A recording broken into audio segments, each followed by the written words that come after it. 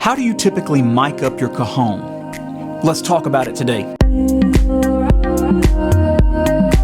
So every time I come on here and make a YouTube video, I'm actually sitting on a cajon. I'm sitting on the first cajon I ever got. It's a large, much larger than most, beautiful cajon that I got back in 2004, 2005. Really before cajons were even popular and many people knew what they were.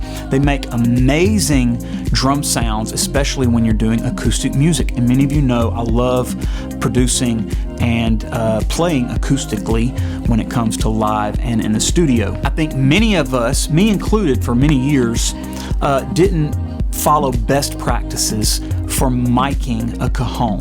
Now there's a number of cajons that actually have built-in pickup systems, and I have one of those built-in pickup system cajons as well sitting at the church. They're okay, but I have found that they really leave something to be desired when it comes to a nice full-bodied sound with the cajon. Typically with those pickup systems, you're going to get a lot of low end, but you're not necessarily going to get as much high end or high snap. For many, many years, I ended up just putting a mic over on the side of the cajon or in the front of the cajon away from the hole to try to avoid all that boominess. And you end up losing all of your low end when you do that. So the best practice I have found for actually miking a cajon is to use two microphones. And some of this information I actually gathered from our friends over at Sweetwater. The best results I've gotten from miking a cajon come with using two microphones on the cajon, and this is going to be for a smaller space or a smaller venue in a live situation. Although these techniques are going to obviously translate to the studio as well. For the back of the cajon, about 6 inches from the hole, I always use a Sennheiser 421. Sennheiser 421 is a classic dynamic microphone. Part of the trick of this, however, is when you're using two mics, you've got to reverse the phase of one of them. And the mic in the back is always the one that I end up reversing the phase on. So I set that mic about 6 inches from the hole, give it a nominal amount of gain, I slightly compress it, and then I reverse that phase. And the little phase reverse is going to be that circle with a line through it on your console. Then I mic the front of the cajon, which is where the drummer is typically tapping and popping, because I want to get all of that beautiful high end. And on this particular mic, I also add some reverb. Now I've used a number of different mics on the front of the cajons. For many years, I ended up using an AKG 214, which is the cheaper version of the 414. 414 is obviously a great choice as well. But what I have found is whatever mic you use, you're gonna have to roll off the low end. Otherwise, you're gonna get a lot of feedback at the front and it's gonna get really, really boomy.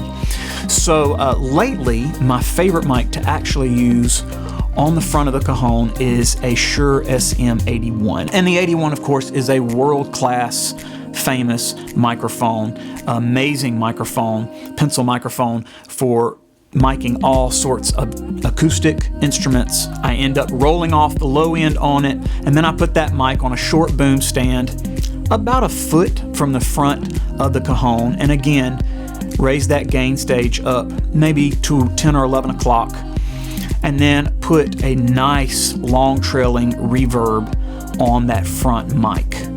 And that's it.